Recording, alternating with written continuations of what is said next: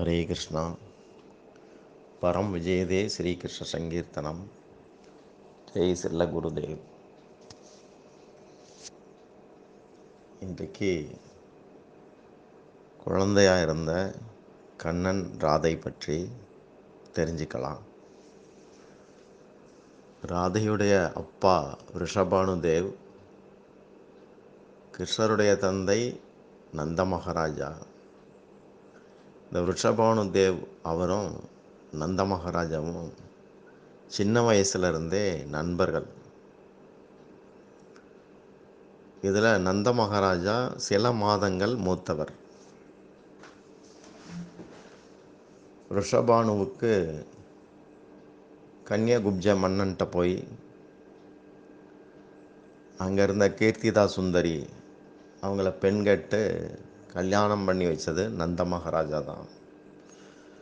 ரெண்டு பேருக்குமே, அதாவது நந்தருக்கும் சரி ரிஷபானுவுக்கும் சரி, கொஞ்சம் வயது கடந்த பிறகு தான் பிள்ளைகள் அமைஞ்சது. நந்த மகாராஜாவுக்கு பிரஜபூமிக்கு தலைவர் அந்தஸ்து உண்டு. ஊர் பெரியவங்கள்லாம் அவரை தேர்வு செய்து அவருக்கு நீங்கள் தான் தலைவர் அப்படின்னு சொல்லி ஒரு தலப்பாகை கட்டி விடுறாங்க. நந்தர் ரொம்ப கூச்ச சுபாவம் உள்ளவர்.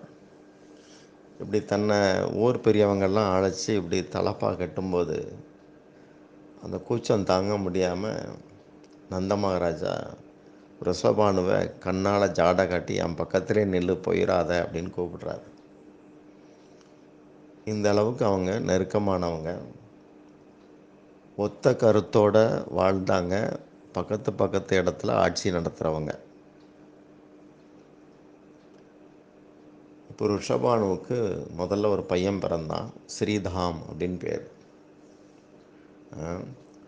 தாம்னா ஹோலி பிளேஸ். தாம், ஸ்ரீதாம் அப்படின்னு லக்ஷ்மி தங்கியிருக்கிறாங்க அப்படின்னு அர்த்தம். அடுத்த சில மாதங்களில் ராதையை ஒரு தாமரைப்பூ, தங்கத்தாமரையிலேருந்து கண்டெடுத்தார் ரிஷபானுதேவ். இந்த ஆயர் குலத்தில் என்ன பழக்கம்னா, குழந்தை பிறக்கும் முன்னாடியே ஆணாக இருந்தால் எப்படி பெண்ணாக இருந்தால் எப்படின்னு சொல்லி அப்போவே திருமணம் பற்றி முடிவெடுத்துருவாங்க. சும்மா வீணான பிரச்சனைகள் இருக்கக்கூடாதுன்ட்டு முதல்ல அப்படி முடிவெடுப்பாங்க. அந்த ஆயர் குலத்தில் அப்படி ஒரு பழக்கம் இருந்தது. இப்போ தற்செயலாக சாண்டில்ய மகரிஷி கோகுலத்தில் இருந்துட்டு அங்கேருந்து வர்ஷானா, அதாவது ராதையுடைய ஊருக்கு வரார். வந்துட்டு ரிஷபானுதேவ்கிட்ட சொல்கிறார், கோகுலத்தில் பௌர்ணமாசி பாட்டி, அதாவது இந்த பாட்டி எதையுமே தீர்க்க தரிசனமாக சொல்லக்கூடியவங்க. அப்போ கோகுலத்தில் பௌர்ணமாசி பாட்டி நந்த மகாராஜாவுக்கு குழந்தை பிறக்க போகிறதுக்கு ஆசீர்வாதம் பண்ணியிருக்கா அப்படின்னு சொன்னாங்க. அப்போ ரிஷபானு நினைக்கிறார், நந்தனுக்கும் யசோதைக்கும் பிள்ளை பிறந்தா ஆணோ பெண்ணோ நான் தான் சம்மந்தப்படணும் அப்படின்னு மனசில் தீர்மானித்து அதை பற்றி தன்னுடைய மனைவிகிட்ட ஆசையாக சொன்னார். அதுக்கப்புறம் நந்தருக்கு ஆண் குழந்தை பிறந்திருக்கிற செய்தி ரிஷபானுவுக்கு வந்தது. அப்போ மனைவி கீர்த்திதாவோட அங்கே போகிறார் கோகுலத்துக்கு. அங்கே போனதும் ஒருத்தர் நந்தரும் ரிஷபானுவும் கட்டி பிடிக்கிறாங்க.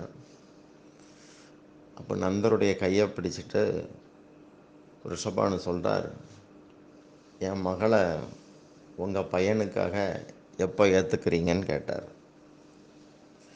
நந்தர் சொல்கிறார், இதையெல்லாம் என்கிட்ட கேட்கணுமா என்ன அப்படிங்கிறார். ஆனால் கண்ணன் பிறந்ததுலேருந்து அசுரர்கள் தொல்லை வருது, அதையெல்லாம் இவரும் கவனிச்சுக்கிட்டு தான் இருக்கிறார் ரிஷபானு. குழந்தை பிறந்ததுலேருந்து அடுத்தடுத்து ஏதாவது ஒரு டார்ச்சர் கம்சனால். இப்போது கண்ணன் பிறந்து உடனேயே பிறந்தநாள் கொண்டாட முடியல. ஏன்னா கம்சன் பிறந்திருக்கிற குழந்தையெல்லாம் காலி பண்ண சொல்லி அசுரர்களை அனுப்பிக்கிட்டே இருக்கிறான். இதனால் பொத்தி பொத்தி தான் வளர்த்தாங்க.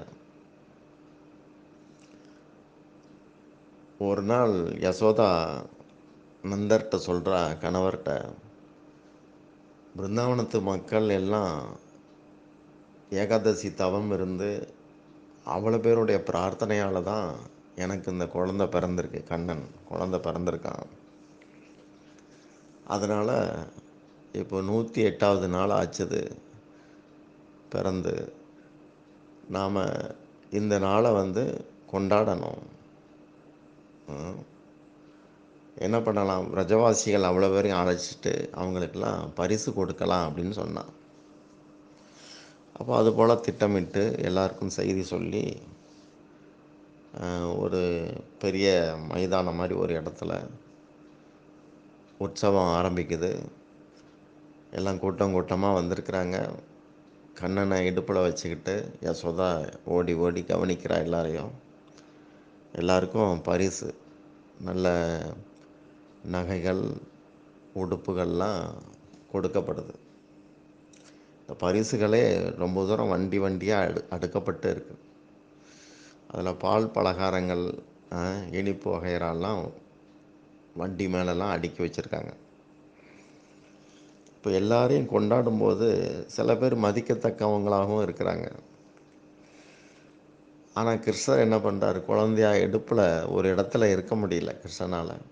அப்படி நெளிகிறது, தூக்கி பிடிச்சா வயிற்றில் மிதிக்கிறது, நேராகவே இல்லை, நெளிஞ்சிக்கிட்டே இருந்த உடனே கொஞ்ச நேரம் இவனை பிடிக்கலை, இந்த படுத்துறான்னு சொல்லி கணவர்கிட்ட கொடுக்குறா யசோதா. நந்த மகாராஜாவாலையும் கண்ட்ரோல் பண்ண முடியல கிருஷ்ணனை. அந்த குழந்தை அப்படி சேட்டை பண்ணுது. என்னடா என்ன கண்ணையா இப்படி பண்ணுற, ஒரு நாளும் இப்படி நீ பண்ணதில்லையே அப்படின்னு சொல்லி அவரும் கொஞ்சி கொஞ்சி பார்க்குறார். குழந்தை நெளிஞ்சிக்கிட்டே இருக்கு. என்ன தான் பண்ண இவனை அப்படின்னு யசோதையிட்ட கேட்குறா. திரும்ப யசோதா கையில் வாங்குறா. இப்போ கிருஷ்ணரே தூங்குற மாதிரி நடிக்கிறார். அப்போ யசோதா என்ன பண்ணா, நல்ல வேலை தூங்கலாம், இப்போ தான் நிம்மதி, என்ன பாடுபடுத்துகிறான் அப்படின்னு சொல்லி ஒரு வண்டிக்கடியில் அந்த மாட்டு வண்டி இருக்க அந்த வண்டிக்கடியில் மாட்டுக்குன்னு ஒரு தற்காலிகமாக கொஞ்சம் தீவனம் வைப்பாங்க. அடியில் ஒரு பை இருக்கும், தொட்டில் மாதிரி இருக்கும். அதை கொஞ்சம் சுத்தம் பண்ணி அதில் ஒரு துணியை விரித்து கண்ணனை அதுக்குள்ளே கொண்டு கடத்திட்டா. இப்போ இங்கே விழா நடக்குது, எல்லாரையும் உபசரிக்கா.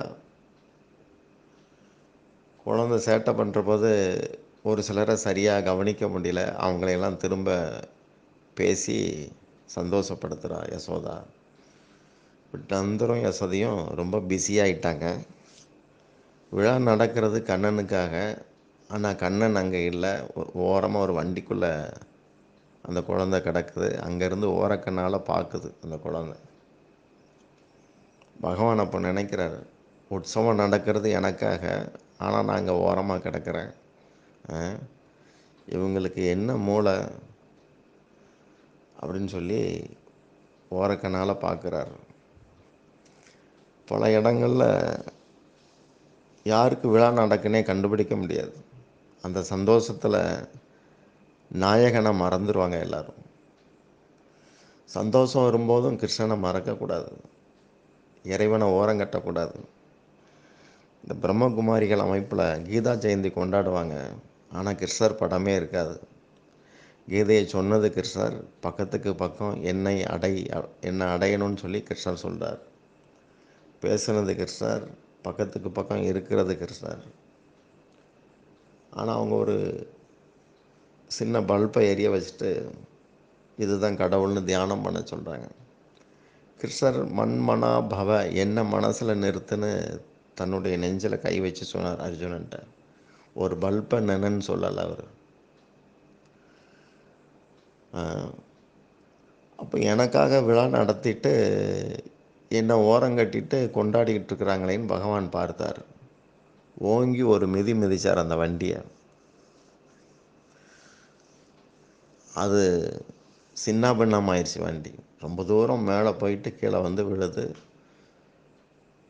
வெயில் மட்டும்தான் அப்படி இருக்குது. வண்டியில் ஒரு முழு பலகை கூட கிடைக்கல, எல்லாம் நொறுங்கிருச்சு. அந்த வண்டி உண்மையிலே வண்டி கிடையாது. அது கம்சன் அனுப்புன ஒரு அசுரன். நிறைய வண்டிகளில் இவங்க பொருட்களை வச்சுருந்த உடனே வண்டி மாடலில் அங்கே வந்து அப்படியே நிற்கிறான். யசோதையும் குழந்தைய அங்கே கொண்டு கடத்திட்டான். அந்த அசுரன் பேர் சகடன். ஒரு மிதித்த மிதியில் தாறுமாறாக அது சிதறிடுச்சு அந்த வண்டி. இப்போ எல்லாம் ஓடி வராங்க, ஐயோ பிள்ளைக்கு என்னாச்சு அப்படின்னு.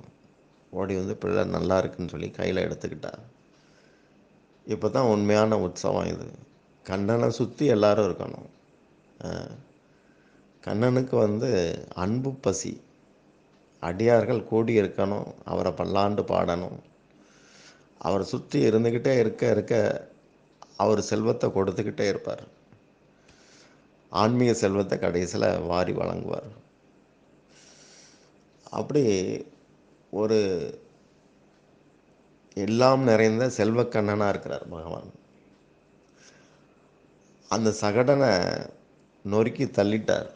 இதனால தான் ஏதாவது ஒரு பொருளையோ ஒருத்தரையோ அடிக்கும்போது சகட்டு மேனிக்கு அடிச்சிட்டான் அப்படிம்பாங்க. சகடன் மாதிரி அவன் மேனி எப்படியாச்சு ஒன்றுமே கண்டுபிடிக்க முடியல. கூடையில் அள்ளுற மாதிரி இருந்துச்சு அந்த வண்டி. அவன் சதுரி கிடக்கும்போது கொஞ்ச நேரம் வண்டியாக இருந்தது. அப்புறம் தான் அது வந்து ஒரு டெட் பாடி ஆச்சு. கூடையில் அள்ளுற மாதிரி நொறுக்கிட்டார். இப்போது ரிஷபானு தேவ் வீட்டுக்கு கர்கமுனி வந்தார். கர்கமுனி வந்து ஒரு அஸ்ட்ராலஜர், ஜோதிடர். பேர் வைக்கிறார். மன்னருடைய பொண்ணுக்கு ராதா அப்படிங்கிற பேர் வச்சார். மகனுக்கு ஸ்ரீதாம் அந்த பேர் கொடுத்தார்.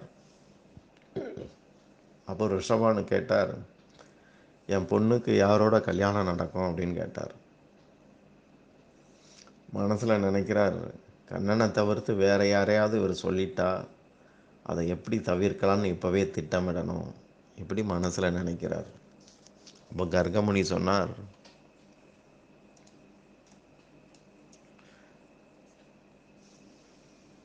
நந்தருடைய பையன் கண்ணபிரான் தான் இந்த குழந்தைக்கு இணைபெரியா நாயகன் அப்படிங்கிறார். இவங்களுக்கு நடுவில் இருக்கிற சம்பந்தம் கால தேச வேத விதிகளுக்கு அப்பாற்பட்டது. இவங்களுக்குள்ள யாரும் குறுக்கிடவோ கருத்து சொல்லவோ அதிகாரமே கிடையாது. இப்படி கர்கமுனி தீர்க்கமாக சொன்னதும் ரிஷபானுவுக்கு இதயமே புனிதமாயிருச்சு. அப்படி ஒரு உணர்வு அவருக்கு கிடைக்குது. அப்படி ரொம்ப பவித்திரமாக அவர் மனசு இருக்குது. இப்போ பவித்திரமாக அப்போ ஒரு நமஸ்காரம் பண்ணுறார் ரிஷபானு அந்த கர்கமுனிக்கு. கர்கமுனி தான் பிராமணர்களுக்கு மூலம், ரிக்வேதி. பிராமணர் அப்படிங்கிறதே கர்கமுனியை வச்சு தான் வருதுன்னு சொல்லுவாங்க. அவர் தான் அது அந்த அந்த பிராமண கோத்திரம் அவங்களுக்கு வந்து மூலமாக இருக்கிறார். அதனால் இவர் ரிஷபானு ஒரு நமஸ்காரம் பண்ணிவிட்டு, நீங்கள் தான் இதுக்கெல்லாம் ஏற்பாடு செய்யணும், அதாவது ராதை கண்ணனுடைய திருமணத்துக்கு அப்படின்னு வேண்டிக்கிடுறார். அப்போ கர்கர் சொன்னார், நெருப்புக்கு தகிக்கிற தன்மை வெளியே இருந்து யாரும் தர வேண்டாம், அதுக்கு ஏற்கனவே இருக்குது கூடவே. அனாதி காலமாகவே சேர்ந்தே இருக்கிற இவங்களை இணைக்கிறதுக்குன்னு என்ன சடங்கு இருக்குது? ஒன்றுமே கிடையாது. இருந்தாலும் தன்னுடைய திருப்திக்காக படைப்பு கடவுள் பிரம்மா இவங்களுடைய பால்ய லீலையில் மனச்சடங்குகளை நிறைவேற்ற ஒரு சந்தர்ப்பம் அமையும் அப்படின்னு கர்கர் சொன்னார். உண்மையிலே ராதையும் பகவான் தான், கடவுள் தான். என்ன கடவுள்னா சேவகா பகவான் பேர் ராதைக்கு. கிருஷ்ணருக்கு தொண்டு செய்யக்கூடிய பகவான், இறைவன். கிருஷ்ணர் வந்து தொண்டை ஏற்கும் பகவான், ராதை வந்து தொண்டு புரியும் பகவான். யாரெல்லாம் தொண்டு செய்கிறாங்களோ கண்ணனுக்கு, அவங்களுக்கெல்லாம் இறைவன் வந்து ராதா தான். ராதை மூலமாக கண்ணன்ட்ட நாம் தொண்டு பண்ணுறோம். கண்ணனுடைய பிறந்தநாள் உற்சவம் வருது. அதில் கலந்துக்க ரிஷபானு ஏராளமான பரிசுகளோடு வந்தார். நந்தர் யசோதாட்ட வந்து தன்னுடைய வாயில் கை வச்சுட்டு எதுவும் பேசக்கூடாது, நான் தர்றதை அப்படியே ஏற்றுக்கணும் அப்படின்னார். நந்தர் வீட்டில் வேலை செய்கிற வேலைக்காரங்களுக்கு அவங்களுக்கு கூட எக்கச்சக்கமான ஆடை ஆபரணங்களை அள்ளிட்டு வந்திருந்தார். பரிசு பொருட்களோட நிச்சயதார்த்தத்தில் பங்கு பெறக்கூடிய பொருட்களையும் சேர்த்து கொண்டு வந்திருந்தார் அப்படின்னு வேலைக்காரிகள்லாம் பேசிக்கிறாங்க.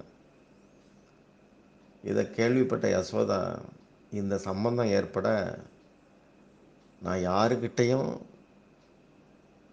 அடியாளாக இருக்க தயார், பிச்சையாக இருக்க தயார் அப்படின்னு சொல்லி மெய் சிலிர்த்து சொல்கிறார் யசோதா. இவ்வளவு பாசமாக இருக்கிறாங்க.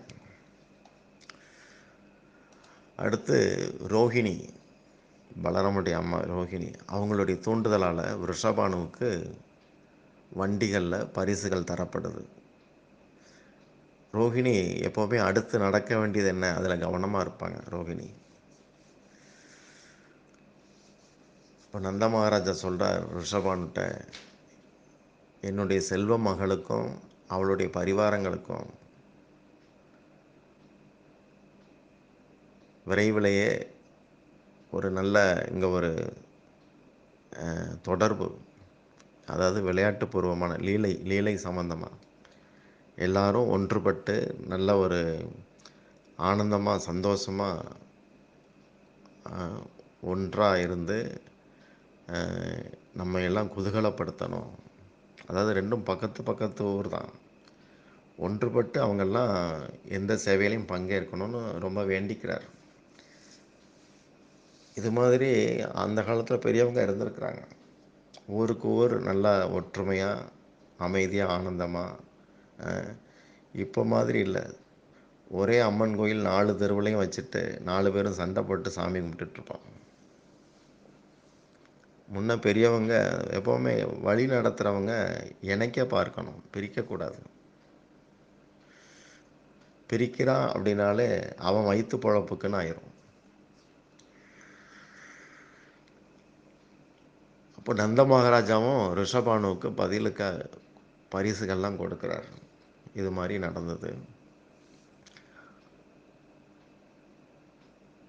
மஞ்சள் பட்டு கண்ணனுக்கு உடுத்தப்பட்டிருக்கு. மஞ்சள் பட்டு உடுத்தி தலையில் பாசியால் ஒரு மணி அலங்காரம், மயில் பீலி செருகி இருக்குது. இந்த குழந்தை கண்ணனை நெஞ்சோட அணைச்சிட்டு நெத்தியில் குங்குமம் வைக்கிறார் கர்கமுனி. அந்த குழந்தைய அப்படியே ரிஷபானு கையில் கொடுக்குறார். ரிஷபானும் குங்குமம் வைக்கிறார் கண்ணன் தலையில், நெற்றியில். அப்போ அவரும் நெஞ்சோடு அணைக்கிறார். அணைக்கும்போது அந்த கண்ணனுடைய நெற்றி குங்குமத்தில் பச்சரிசி, அட்சதை அரிசி ஒட்டி இருந்தது. 4-5 அரிசி ஒட்டி இருக்குது. அது அப்படி ரிஷபானுடைய நெஞ்சில் வந்து இங்கே வந்துட்டு அங்கேருந்து இவருடைய நெஞ்சுக்கு. அப்போ அந்த குழந்தை அந்த அரிசி அப்படியே உத்து பார்க்குது. இவரும் பார்க்குறார், சந்தோஷப்படுறார். கண்ணனுடைய ஸ்பரிசத்தை மனசில் நினச்சி அவருக்கு மெய்சில் இருக்குது. அப்போ அந்த குழந்தை வந்து ரொம்ப கனிவோட ஒரு பார்வை ரிஷபானுவை பார்த்தது. அந்த பார்வையிலேயே தன்னை மறந்தார் ரிஷபானு தேவ். வாழ்க்கை பூரா அதை நினச்சி பார்க்குற அளவுக்கு உள்ள பார்வை அது, ஆழமான பார்வை. இந்த ஆயர்கள்னால் கோபியர்கள், இவங்களுக்கு கர்கர் தான் ஆச்சாரியர். குலகுரு சாண்டில்யர், புரோகிதர் கன்வரிஷி. சாண்டியல் வந்து ஒரு சிவனடியார். கோகுலத்தில் கண்ணனுடைய லீலைகள் நடக்க போகிறத தெரிஞ்சுக்கிட்டு சிவபெருமான் கைலாயத்தில் இருந்த சாண்டில்யரை இங்கே அனுப்புகிறார். முதல்ல சாண்டில்யருக்கு அதில் விருப்பம் இல்லை. ஏன்னா அவர் ரொம்ப சுத்தபத்தமான ஆள். இமயமலையில் அவர் ஆசிரமம் அமைச்சு தங்கியிருக்கும்போது ஆசிரமத்தில் ஏதாவது ஒரு பறவை எச்சம் போட்டால் கூட அவருக்கு கோபம் வந்துடும். உடனே இந்திரன்ட்ட சொல்லி 1 மணி நேரம் மழை பெய்ய வைப்பார், இடத்தெல்லாம் சுத்தம் பண்ணுவார். இப்படி வாழ்ந்து பழகின ஆள் மாடு மேய்க்கிறவன் கூட்டத்தில் போய் எப்படி இருக்க சம்மதிப்பார்? இதனால் கோகுலம் போகிறதுக்கு அவருக்கு மனசு ஒப்பலை. அப்போ சிவன் சொன்னார், முதல்ல போய் இருந்து பாருங்க, பிடிச்சிருந்தா தொடருங்க, இல்லாட்டி இங்கே வந்துடுங்க, வேற ஆளை அனுப்பலாம் அப்படின்னு சொன்னார். இதே மாதிரி தான் சாண்டிகள் மாதிரியே தான் கன்வரிசியும். மகா தபஸ்வி பிராமணர். ஆயர்கள்லாம் இவரை விப்ர ரிஷி அப்படின்னு செல்லமாக கூப்பிடுவாங்க. ரொம்ப அனுஷ்டானம் உள்ளவர். முன்ன சொன்னோமே சிஷ்டாச்சாரம் அப்படின்னு. சிஸ்டம்ங்கிறது ஆங்கில வார்த்தை கிடையாது, வடமொழி. கண்வ ரிஷியோடைய வைராக்கியம் அவர் மேலே நம்பிக்கையை அதிகரிக்கும், மதிப்பை கூட்டும். அந்த மாதிரி கேரக்டர் அவர். இந்த கண்வர் நந்தரை தவிர யார் வீட்டுக்கும் போகவே மாட்டார். நந்தமகாராஜா வீட்டுக்கு மட்டும்தான் வருவார், இல்லாட்டி மலைகளில் காடுகளில் தங்கியிருப்பார்.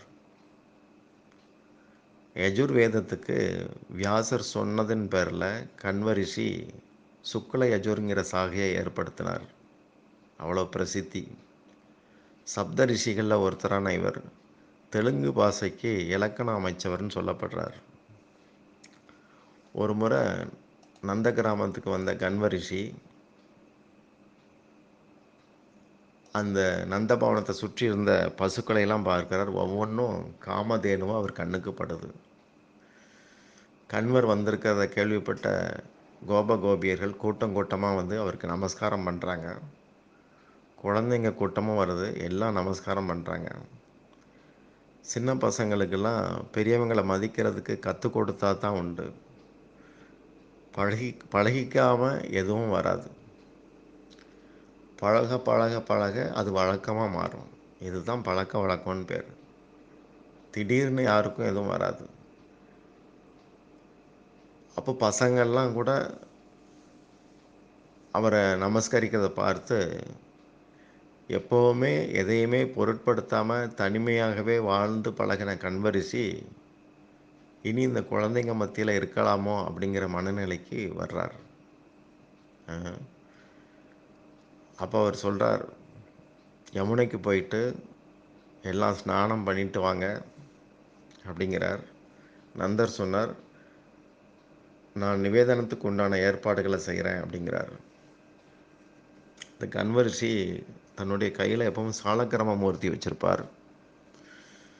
சாலக்கிரம மூர்த்திகளுக்கு பிரதிஷ்டை கிடையாது. அவங்க விஷ்ணுவுடைய இதயம்தான் சாலக்கிரமம், அந்த சிலை. இந்த விக்கிரகம் நிறையா அதிசயங்கள் பண்ணதாக கேள்விப்பட்டிருக்கிறோம். ஸ்ரீரங்கத்தில் இருந்த கோபால பட்டர் சைத்தன்ய மகாபிரபு பாரம்பரியத்தில் ஒரு கோஸ்வாமி, ரூப கோஸ்வாமி, ஜீவ கோஸ்வாமி அவங்களோட இருக்கிற போது இங்கேருந்து அவர் சாலக்கிரம மூர்த்தி தான் எடுத்துகிட்டு போயிருந்தார். யமுனையில் ஸ்நானம் பண்ணுற போது சாலக்கிரம மூர்த்தியை ஒரு மரத்தில் தொங்க போட்டுட்டு அவர் அங்கே குளிச்சுட்டு மனசில் நினைக்கிறார், எல்லாம் கண்ணனுடைய திருமேனிகளாக இங்கே எல்லாரும் சிலைகளை வச்சு அலங்காரம் பண்ணுறாங்க. நம்ம உருண்டே ஒரு சாலக்கிரமத்தை வச்சுருக்குறோம். இவருக்கு ட்ரெஸ் பண்ண முடியல, ஒன்றும் செய்ய முடியல. வருந்தும்போது யமுனையில் குளிக்கிற போது அப்படி வருந்துறார். வந்து பார்த்து அந்த சாலக்கிரமம் கண்ணனாகவே வளர்ந்து இருந்தது. 3 வளைவுகளோட திரிபங்க லலித அப்படின்னு சொல்கிறாங்க, அந்த மாதிரி வளைஞ்சிருக்குது. இப்போவும் ராதா ரமணாங்கிற பேரில் ஆலயம் இருக்குது. சாலக்கிரமம் ரொம்ப விசேஷம். கண்ணன் தான் சாலக்கிரமங்கிறது. அந்த நல்ல பக்தியோடு அணுகுனோம்னா சாலக்கிரமம் நிறையா அதிசயங்களை நம்மக்கிட்ட நிகழ்த்துவார். சாலக்கிரமமூர்த்தி கண்வரிஷி முன்ன பிராமணர்கள் சாலக்கிரமம் இல்லாமல் இருக்க மாட்டாங்க. ரொம்ப முக்கியம் சாலக்கிரமம். வீட்டில் தினமும் பூஜிக்கிறதுக்கு தோது சாலக்கிரமம் இருக்கிறது. நம்ம வீட்டிலே ஒரு நாயகன் இருக்கிறார்னு ஆயிரும். இப்போல்லாம் எங்கே எல்லாம் காஃபி டீக்கு அடிமையாக இருக்கிறாங்க. விக்கிரகத்தில் இருக்கிற ஆர்வம் பூரா திங்கிறதுக்கு வந்துட்டு. பொங்கல்னால் பொங்கல் திங்கலாம், தீபாவளினா வடை பலகாரம் திங்கலாம், கார்த்திகைனா கொழுக்கட்டை திங்கலாம். இதுதான் ஞாபகம் இருக்குது. அப்போது எங்கே போனாலும் கூடவே சாலக்கிர மூர்த்தியோடு போவார் கண்வ ரிஷி. சின்ன வயசுலேருந்தே கண்வ ரிஷியை யசோதைக்கும் தெரியும், நந்தருக்கும் தெரியும். அந்த ரிஷியோடைய விருப்பு வெறுப்பு ருசி எல்லாம் யசோதைக்கு தெரியும். கண்வர் எப்போவுமே ஸ்வயபாகம் அப்படின்னு சொல்லுவாங்க, சொந்தமாக சமைச்சு சாப்பிடுவார். சாலக்கிரமூர்த்திக்கு படைச்சிட்டு அதை பிரசாதமாக சாப்பிடுவார். பழங்கள் பால் பொருட்களில் அவருக்கு அவ்வளவு இன்ட்ரெஸ்ட் கிடையாது. இப்போ பசுமாடத்தை சுத்தம் பண்ணுறாங்க, சமையல் பொருட்கள் அடுப்பெல்லாம் கொண்டு வந்து வச்சாங்க. வேறு யாரையும் அங்கே அனுமதிக்கலை. குளிச்சுட்டு வந்த கண்வர் தன்னுடைய அனுஷ்டானங்களை பூஜைகளை ஆரம்பிக்கிறார். ட்ரை ஃப்ரூட்ஸ் இருக்குது, அதை நிவேதனம் பண்ணுறார். உலர்ந்த பழங்கள். அடுத்து அர்ச்சனை முடிச்சுட்டு சமைக்க ஆரம்பிக்கிறார். தங்க பாத்திரங்கள் எல்லாம். சமையல் முடிஞ்சது. தங்கத்தட்டுகளில் அந்த பாயசத்தை எடுத்து வைக்கிறார். அதில் துளசி இலை போட்டு பகவானுக்கு படைக்கிறார், சாலக்கிரமூர்த்திக்கு. சங்கு ஊதுறார்.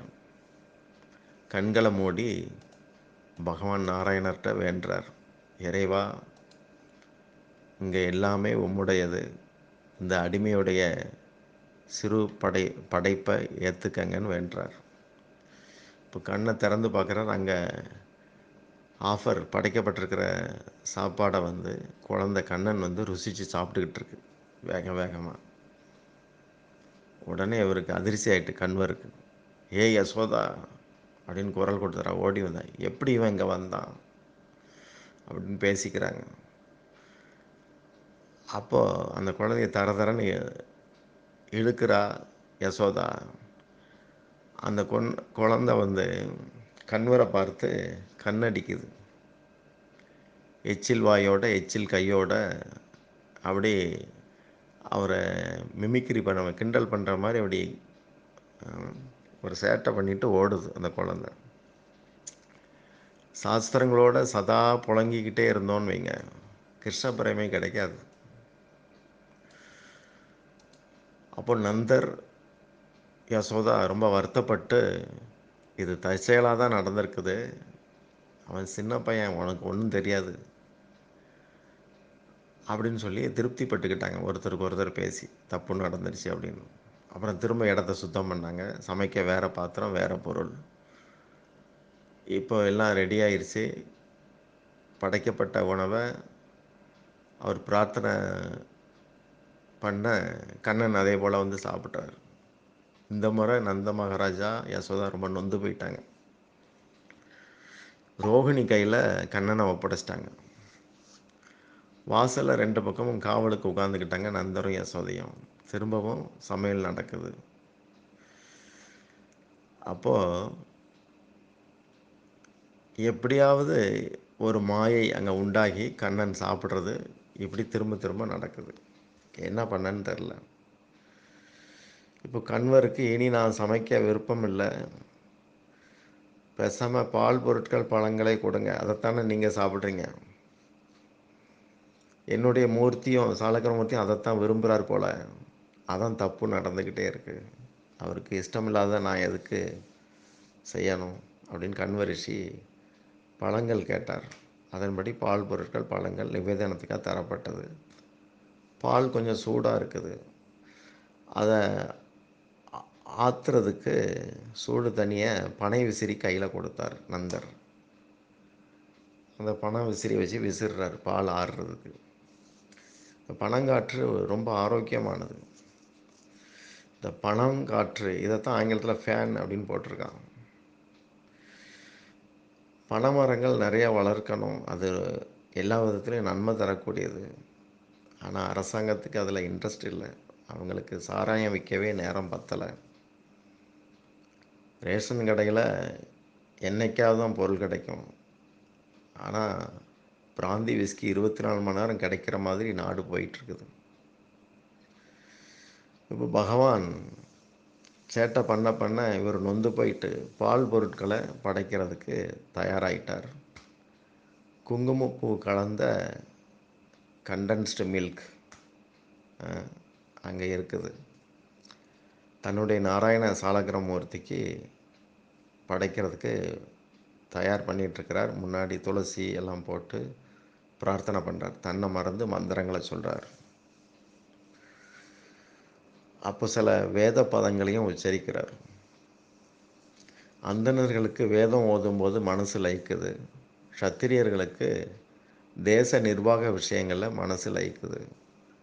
வைசியர்களுக்கு பொருள் பண்டமாற்றில் மனசு லயிக்குது. சூத்திரர்களுக்கோ இந்த மற்ற வர்ணத்தார்களுக்கு கடினமாக உழைக்கிற போது அவங்களுக்கு மனசு அந்த சேவை பண்ணுற போது மனசு லயிக்குது.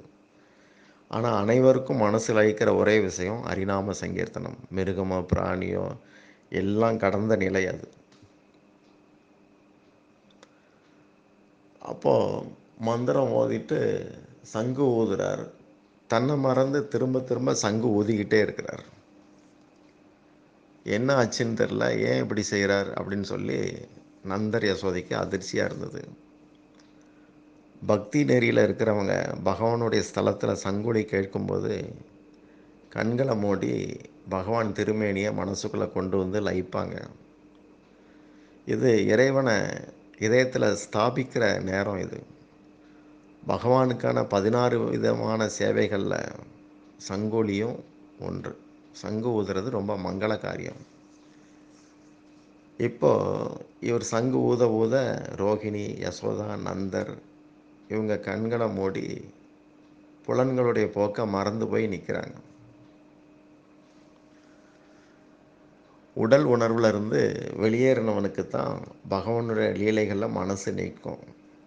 அங்கே பகவான் இஷ்டப்படும் போது அந்த லீலை உண்மையாகிரும் இதயத்தில். இப்போ சூடாக இருந்த அந்த பால் பாயசத்தை குழந்தை கண்ணை ரொம்ப நிதானமாக அப்படி ருசித்து சாப்பிட்டுட்டு இருக்கிறத கண்வர் பார்த்தார். கண்வரிசி அவருக்கு ஒன்றும் ஓடலை. கண்ணனுடைய சிவந்த பாதங்களில் கூட பாயசம் கொஞ்சம் கொஞ்சம் வடிஞ்சு கிடக்குது. அந்த குழந்தை யாரையும் பொருட்படுத்துகிற மாதிரி தெரில. ரொம்ப சிரத்தையோடு சாப்பிட்டுக்கிட்டு இருக்குது. அப்போ கண்வரிசையே மெதுவாக எழுந்திருச்சு நந்த மகாராஜா, யசோதா, ரோகிணியை கூப்பிட்றாரு. வெளியே உட்காந்துருக்கிறவங்கள, இங்கே என்ன நடக்கு பாருங்க அப்படின்னு.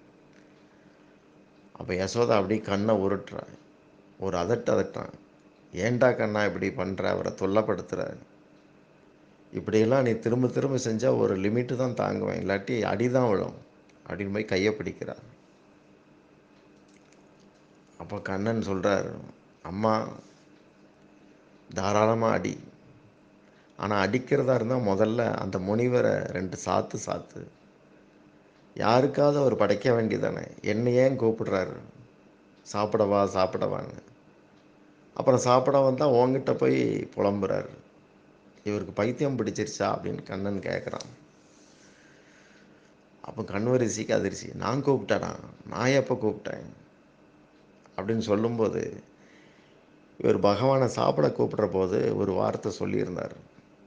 மார்பில் ஸ்ரீவத்ச அடையாளம் உடையவரே வாங்க அப்படின்னு சொல்லி ஒரு வேத பதத்தை அதில் பயன்படுத்தியிருந்தார்.